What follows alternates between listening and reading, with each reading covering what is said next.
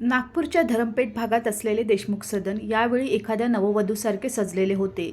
घराच्या बाहेर झेंडूच्या फुलांचे पिवळे नारंगी हार झुलत होते आणि आचाऱ्याच्या कढईतील शुद्ध देसी तुपाचा सुवास पूर्ण गल्लीत दरवळत होता. देशमुख यांच्या लहान मुलाचे म्हणजेच रोहनच्या लग्नाचा आठवडा सुरू झाला होता. घराचे तरुण सदस्य मेहुण्या मेहुणी, चुलत भाऊ बहीण सगळे डीजेच्या तालावर झिंगाट गाण्यावर डान्सची रिहर्सल करत होते. चारही बाजूंना हास्यविनोद, रंगीबेरंगी लेहंगे आणि लग्नाची घाई गडबड यांचे वातावरण होते. घराची मोठी सून अंजली, जी नागपूरच्या एका नामांकित कॉलेजमध्ये सायकॉलॉजीची प्रोफेसर आहे, हातात एक लांब चेक लिस्ट आणि वही खाते घेऊन पूर्ण घराची व्यवस्था सांभाळत होती. कुठे फुले कमी पडली आहेत, कुठे मखाण्याच्या खिरीमध्ये साखर कमी आहे, या सगळ्यावर तिची तीक्ष्ण नजर होती. तिची जाऊ स्नेहा, जी आपल्या तिखट स्वभावासाठी आणि मजेदार बोलण्यासाठी ओळखली जात होती, पायात पंजन छणछणवत पळत पळत आली. "अरे वहिनी, जरा ऐका ना." स्नेहाने अंजलीच्या खांद्यावर हात ठेवून धापा टाकत म्हटले, "तुमच्या या डीजेच्या आवाजावर आणि सनईच्या सुरांवर खूप लवकर ब्रेक लागणार आहे. मी आत्ताच बाहेर गल्लीच्या कोपऱ्यावर एक अशी सवारी उतरताना पाहिली आहे, जिला पाहून चांगल्या चांगल्यांचा बीपी वाढतो." अंजलीने हसत आपला चष्मा नाकावर सरकवला. "का स्नेहा, अशी कोणती आफत आली? रोहनचे सासरचे लोक तर उद्या जळगाववरून येणार आहेत ना." "अरे सासरचे लोक नाही वहिनी, कोल्हापूरच्या ट्रेनने साक्षात तुफान मेल उतरली आहे. आपल्या सासऱ्यांची एकुलती एक मोठी बहीण म्हणजे आपली आदरणीय सुलोचना आत्या. आपल्या 3 अवाढव्य बॅगा आणि आपल्या तिखट जिभेसह देशमुख सदनाच्या दारात पाऊल ठेवून चुकल्या आहेत." स्नेहाने डोळे गोलगोल फिरवून नाट्यमय पद्धतीने सांगितले. अजून स्नेहाचे बोलणे पूर्णही झाले नव्हते की मुख्य दारात एक तीव्र कर्कश आणि अधिकारवाणीचा आवाज घुमला, ज्याने डीजेच्या बेसालाही मदत दिली. "अरे सुमती, अरे कुठे मरून गेल्या सगळ्याजणी? घरात मुलाचे लग्न आहे की शुकशुकाट पसरला आहे? दारात आत्या उभी आहे आणि इथे कुणाला स्वागत करण्याचे भान नाही? हेच लक्षण शिकवले आहेत का आईवडिलांनी?" हा आवाज दुसरा कोणाचा नसून स्वतः सुलोचना आत्यांचा होता. 60 वर्षाचे वय, कडक कोल्हापुरी सुती साडी, डोळ्यांवर जाड चष्मा, गळ्यात जड सोन्याची कोल्हापुरी साच आणि चेहऱ्यावर असा रुबाब जणू त्या एखाद्या संस्थानाच्या राणी असाव्यात. त्यांच्या मागे एक कुली 2 मोठे मोठे सुटकेस डोक्यावर घेऊन थरथरत होता. घराची मालकीण आणि रोहनची आई सुमतीताई स्वयंपाकघरातून हात धुवून घाबरलेल्या अवस्थेत बाहेर पळत आली. "अरे अक्का, तुम्ही आल्या? पाया पडते अक्का. आम्हाला वाटले तुम्ही संध्याकाळच्या पॅसेंजर ट्रेनने येणार आहात, म्हणून मोठ्या मुलाला म्हणजे अमितला स्टेशनवर पाठवण्याची तयारी करत होतो." "राहू देत सुमती." आत्याने सोप्यावर धपकन बसत आपल्या साडीचा पदर झटकला. "तुम्हा लोकांना आमची आठवण कधी असते? जर आम्ही संध्याकाळी आलो असतो तर कदाचित आम्हाला दारात उभे ठेवूनच वरात पाठवून दिली असती. आणि हे बघा, कानठळ्या बसवणारा बाजा वाजतोय. अरे या डीजेच्या आवाजाने तर माझ्या नाजूक कानांचे पडदेच फाटून जातील. बंद करा हे लगेच." अंजलीने लगेच इशारा करून संगीत बंद करवले. ती हसत आत्यांच्या जवळ पोहोचली आणि त्यांच्या पाया पडून मोठ्या आदराने म्हणाली, "नमस्कार आत्या. तुमच्या येण्याने घरात खरी रौनक आली आहे. प्रवास कसा झाला आत्या? मी तुमच्यासाठी गरमागरम आले घातलेला चहा आणते." आत्याने अंजलीला वरपासून खालपर्यंत पाहिले. "अरे तू मोठी सून ना." "हो, रंगरूप तर ठीक आहे, पण चहाबद्दल बोलूच नकोस. रस्ताभर ट्रेनमध्ये जो पाण्यासारखा चहा मिळाला आहे त्याने माझा मूड आधीच खराब करून ठेवला आहे. आणि हो, चहा एकदम उकळता गरम असला पाहिजे. साखर अगदी मोजून. मागच्या वेळी जेव्हा तुमच्याकडे आले होते तेव्हा चहा इतका थंड होता, जणू विहिरीचे पाणी पीत होते." स्नेहाने बाजूला उभे राहून हळूच अंजलीच्या कानात कुजबुजले. "घ्या, सुरू झाली तक्रारींची वहीखाती. अजून तर पहिल्या चहाची ऑर्डर आली आहे. पुढे पुढे बघा काय होते ते." अंजलीने स्नेहाला कोपराने दाबले आणि हसून स्वयंपाकघराकडे निघून गेली. थोड्याच वेळात अंजली सुंदर चिनी मातीच्या कपमध्ये उकळता आले वेलचीचा चहा आणि सोबत काजूची बर्फी घेऊन आली. सुमतीताई सुद्धा भीत भीत आत्यांच्या बाजूला बसली. आत्याने चहाचा पहिला घोट घेतला आणि लगेच आपला चेहरा आंबट केला. "हे बघा, मी म्हटले होते ना की चहा गरम असावा. हा तर फक्त कोमट आहे आणि ही बर्फी कुठून मागवली आहे? आचार्याने साखरेऐवजी यात काय माती मिसळली आहे? सुमती, मी आधीच सांगितले होते की लग्न कार्याच्या कामात एखाद्या चांगल्या आचार्याला ठेवा, पण तुम्हा लोकांना तर फक्त पैसे वाचवण्याचा विचार असतो." सुमतीताईंचा चेहरा उतरला. त्या भीत भीत म्हणाल्या, "नाही अक्का, ही तर शहरातील सर्वात प्रसिद्ध हळदीराम स्वीट्समधून आली आहे."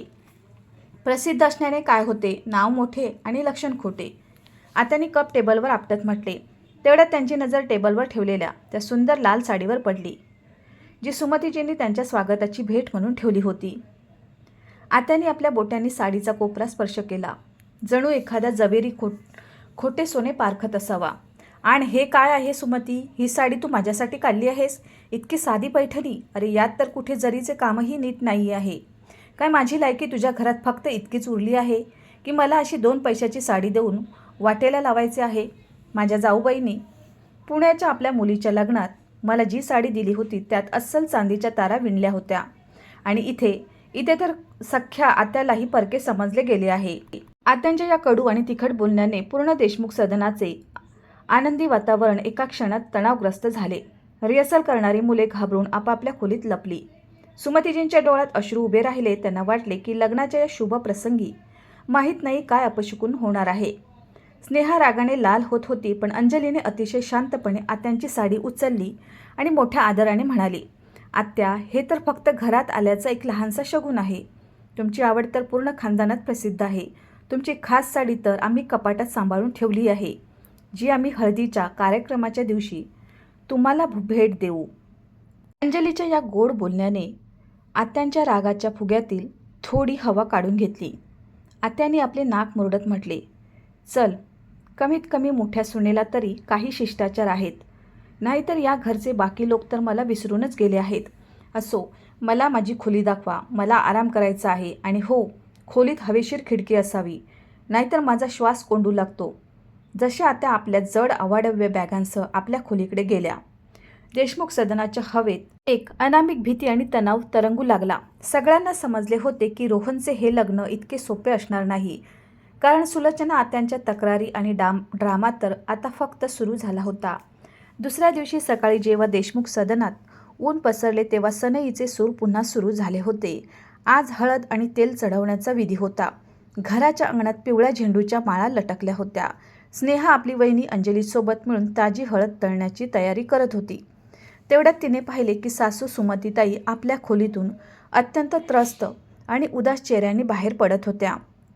काय झाले आई, तुम्ही इतक्या सकाळी सकाळी एवढ्या तणावात का दिसत आहात? अंजलीने हात धुवून सासूबाईंजवळ जाऊन विचारले. सुमतीजींनी मोठा श्वास घेतला. काय सांगू सुनबाई, तुझ्या आत्यांनी सकाळपासूनच आफत आणली आहे.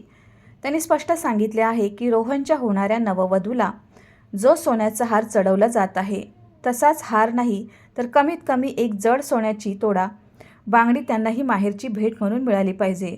आणि जर असे झाले नाही तर त्या ना हळदीच्या विधीत सामील होतील आणि ना लग्नाच्या मांडवात वराला दही साखर भरवण्याचा मुख्य विधी करतील.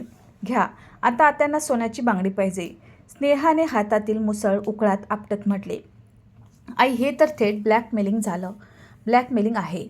लग्नाचा पूर्ण बजेट आधीच ठरलेला आहे. या ऐनवेळी सोन्याची बांगडी कुठून येणार? सुमतीजी रडवेला चेहरा करून म्हणाल्या, अरे स्नेहा, तुला माहीत नाही, अक्कांचा स्वभाव लहानपणापासूनच असा आहे. जर त्या रुसून कोल्हापूरला परत गेल्या तर खानदानभर आमची नाचक्की होईल. लोक म्हणतील की देशमुखांनी आपल्या एकुलत्या एका बहिणीला मान दिला नाही.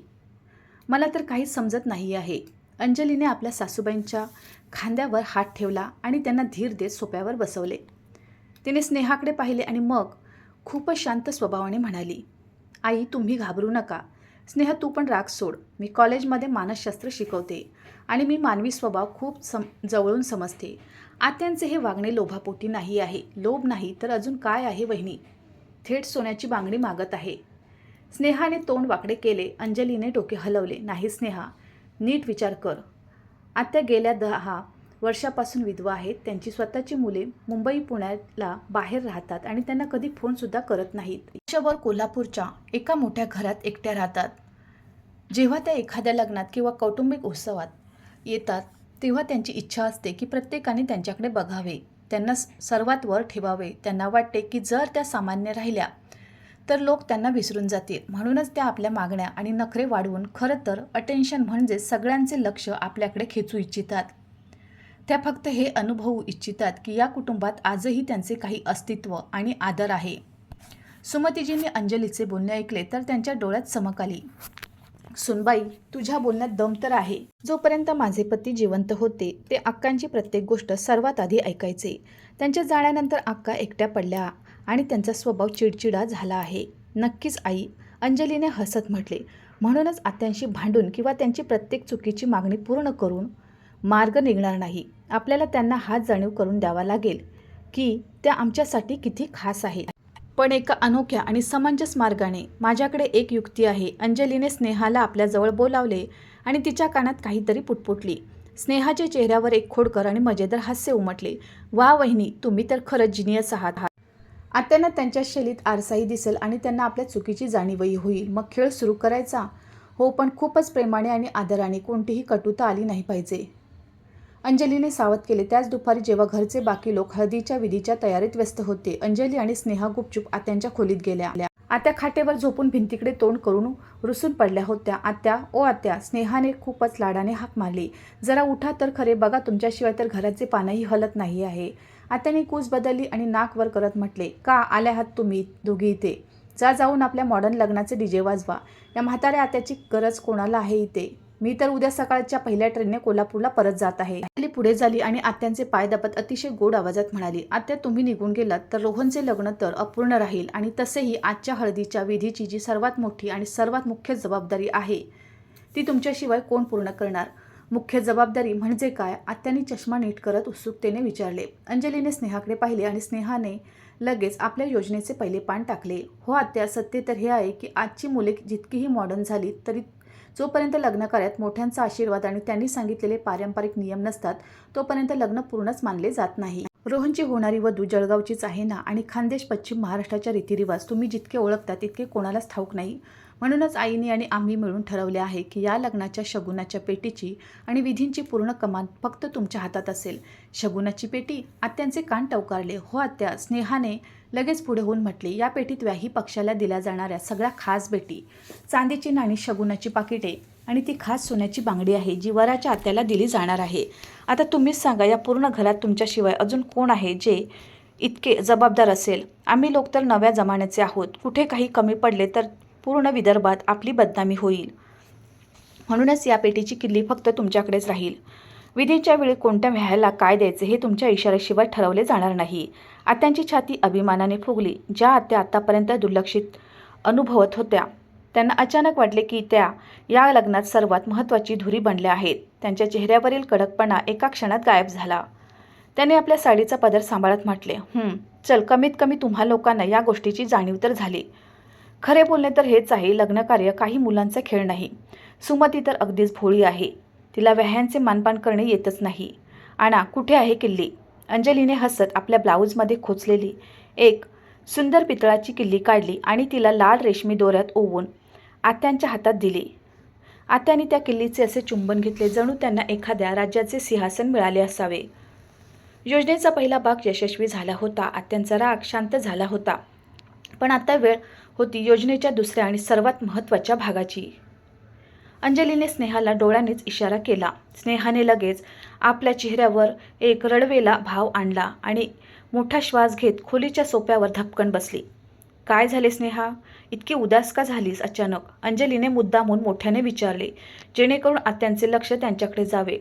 काय सांगू वहिनी, स्नेहाने डोक्यावर हात ठेवून म्हटले.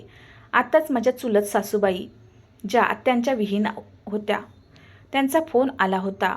त्या म्हणत होत्या की रोहनच्या लग्नात त्या तेव्हाच येतील जेव्हा त्यांना 3 तोळ्यांचा सोन्याचा हार दिला जाईल, नाहीतर त्या वराच्या स्वागताच्या वेळीच दारातून परत निघून जातील. आता ज्या आपली किल्ली पदराला बांधून होत्या हे ऐकून भडकल्या. काय, 3 तोळ्याचा सोन्याचा हार? अरे, त्या व्याही आहेत की कोणी कडक टाकू? या ऐन वेळी कोणी अशी मागणी ठेवते का? लग्नकार्य तर आनंदाचा सण असतो. यात आपली जिद्द पूर्ण करणे कुठली सभ्यता आहे? स्नेहाने अजून एक थंड श्वास घेतला. तेच तर आत्या, मी त्यांना खूप विनवण्या केल्या, पण त्या तर आपल्या बोलण्यावर अडून बसल्या. त्या म्हणत होत्या की जर माझी मागणी पूर्ण झाली नाही तर मी पूर्ण खानदानात गदारोळ माजून देईन, की देशमुख कुटुंबाने माझा मान राखला नाही. आता तुम्हीच सांगा, काय आपल्या जिद्दीसाठी एखाद्या मुलाच्या लग्नाचे वातावरण खराब करणे योग्य आहे? आत्यांचा चेहरा रागाने लाल झाला. अगदीच फालतू गोष्ट आहे. अशा बायकांना तर लाज वाटली पाहिजे. अरे, मान सन्मान तर प्रेमाने मिळतो.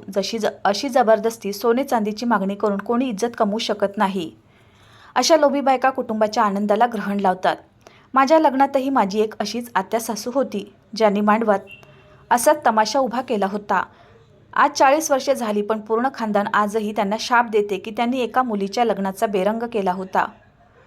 आत्या जशा जशा बोलत होत्या त्यांचे स्वतःचे शब्द त्यांच्याच कानात घुमू लागले. त्यांनी अचानक बोलणे थांबवले. त्यांना आठवले की काही तासापूर्वी त्या स्वतःसुद्धा सोन्याची बांगडी आणि साध्या साडीवरून मांडवाच्या विधीमध्ये सामील न होण्याची धमकी देत होत्या. काय त्याही त्यांचा शाप देणाऱ्या आत्या सासूसारखे वागत होत्या? अंजलीने आत्यांच्या चेहऱ्यावरील बदलणारे भाव वाचले. तिने अत्यंत शालीनतेने म्हटले, आत्या, तुम्ही अगदी बरोबर बोलत आहात. सन्मान तर मनातून येतो. जेव्हा एखादे कुटुंब आपल्या क्षमतेनुसार आपल्याला प्रेम आणि आदर देते, तर तोच सर्वात मोठा शगुन असतो. आमची आई तर तुम्हाला इतकी घाबरते की ती कर्ज काढूनही तुमची सोन्याची बांगडी बनवायला तयार झाली, कारण ती तुमचा आदर करते. पण काय, ती बांगडी घालून तुम्हाला तो आनंद मिळेल जो रोहन आणि त्याच्या नववधूच्या चेहऱ्यावरील हसू पाहून मिळेल? आत्या अगदी शांत झाल्या. त्यांच्या हातात धरलेली पितळाची किल्ली आता त्यांना जड वाटू लागली होती. त्यांच्या डोळ्यात पश्चाताप आणि जाणीवेचा एक पातळसा ओलावा तरंगू लागला. त्या समजल्या होत्या की अंजली आणि स्नेहाने त्यांना कोणताही टोमणा मारला नव्हता, तर खूपच लाडाने त्यांना त्यांच्या स्वभावाचा आरसा दाखवून दिला होता. देशमुख सदनाचे मोठे अंगण आता पूर्णपणे हळदीच्या विधीसाठी तयार झाले होते. चारही बाजूंना पिवळ्या आणि पांढऱ्या झेंडूच्या माळांची सजावट दरवळत होती. ढोलकीच्या तापांवर घरच्या महिला पारंपरिक लग्नाची गाणी गात होत्या. अंगणाच्या मध्यभागी एक सुंदर नक्षीकाम केलेली लाकडी चौकी ठेवली होती, ज्यावर वरराजा रोहन पिवळा कुर्ता घालून बसला होता. तेवढ्यात खोलीचे दार उघडले आणि तिथून सुलोचना आत्या बाहेर आल्या. त्यांचा अंदाज आज बदललेला होता. कडक तीक्ष्ण स्वभावाऐवजी त्यांच्या चेहऱ्यावर एक वेगळीच गंभीरता आणि सौम्यता होती. सुमतीताई आपल्या नणंदेला पाहताच घाबरल्या. त्या हळूच अंजलीजवळ आल्या आणि घाबरत कुजबुजल्या, सुनबाई, काय अक्का अजूनही रुसलेल्या आहेत का? सोनाराने सोन्याची बांगडी तयार केली आहे, पण जर मी त्यांना आता दिले तर लग्नाचा बजेट पूर्णपणे बिघडून जाईल. अंजलीने आपल्या सासूबाईंचा हात थोपटला आणि हसून म्हणाली, आई, तुम्ही फक्त शांत राहा आणि बघा. आज आपल्या आत्या आपल्या ममतेने या हळदीच्या विधीला अजूनही सुंदर बनवतील. आत्या हळूहळू पावलांनी अंगणाकडे आल्या. सुमतीजी धडकत्या छातीने त्यांच्यासमोर जाऊन उभ्या राहिल्या. आक्का, ते तुमच्या सोन्याच्या बांगडीची भेट. सुमतीजींचा आवाज थरथरला. आत्यांनी एक मोठा श्वास घेतला. त्यांनी सुमतीजींचा हात आपल्या हातात घेतला आणि खूपच गहिवरलेल्या गळ्याने म्हटले, सुमती, मला माफ कर. मी या घराची मोठी बहीण होते आणि मी इथे येऊन फक्त आपले नखरे दाखवले. सत्य तर हे आहे की मला त्या सोन्याच्या बांगडीची कोणतीही भूक नव्हती. मी तर फक्त या विचाराने घाबरले होते की माझा भाऊ आता या जगात नाही आहे, तर कदाचित तुम्ही सगळे मला परकी समजून विसरून जाल. मी तर फक्त माझा मान तपासत होते.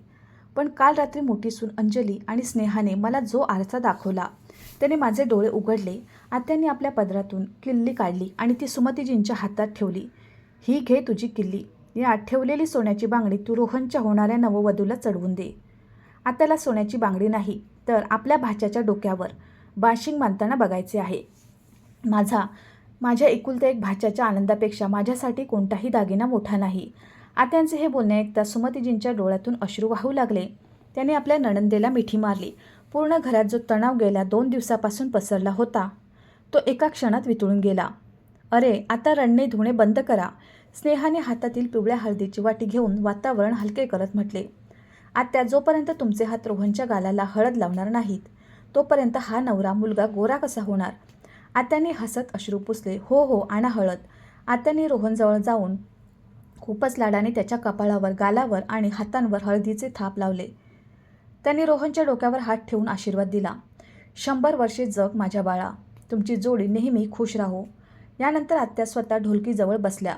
त्यांनी आपल्या जुन्या कसलेल्या आवाजात लग्नाचे असे पारंपरिक मराठी गोंधळ आणि विवाहाची गाणी छेडली की तिथे उभी असलेली अंजली, स्नेहा आणि सुमतीजी सुद्धा टाळ्या वाजवून झुमू लागल्या. नागपूरच्या सर्वात भव्य मॅरेज लॉन त्रिवेणी पॅलेसमध्ये आज 4ही बाजूने रोषणाईचा समुद्र उसळला होता. रोहनची वरात नटून थटून जळगावच्या वधू पक्षाच्या घरात पोचली होती. हवेत अत्तरांचा सुवास, बँडबाजाचा मधुर सूर आणि वऱ्हाड्यांचा उत्साह शिंगेला पोचला होता. पण या पूर्ण वातावरणात सर्वात पुढे एका सेनापतीसारखी पूर्ण वरातीचे नेतृत्व करत होत्या आपल्या सुलोचना आत्या. आज गडद जांभळ्या रंगाची कडक पैठणी साडी नेसली होती. डोळ्यावर तोच रुबाबदार चष्मा होता. पण आज त्यांच्या चेहऱ्यावर घमेंड नव्हता, तर आपल्या माहेरचा मान सन्मान वाचवण्याचा एक मजबूत संकल्प होता.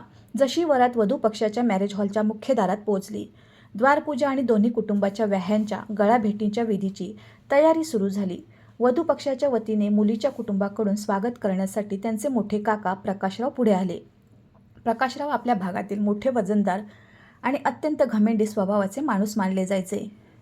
नियमानुसार वराचे काका आणि मुलीचे काका यांची मिलनी व्हायची होती. जशी मिलनीचा विधी सुरू झाला, प्रकाशरावांनी शगुन म्हणून दिली जाणारी पाकिटे आणि सोन्याची साखळी पाहिली. त्यांनी आपले नाक मुरडले आणि सगळ्यांसमोर मोठ्याने बोलून पडले. अरे भाऊ देशमुखांनो, आम्ही जळगावचे प्रतिष्ठित घराणे आहोत. आमचे स्वागत आणि मिलनीचा स्तरही तर आमच्यासारखा असावा ना. ही जी सोन्याची साखळी तुम्ही आम्हाला देत आहात, ही तर खूप हलकी आहे.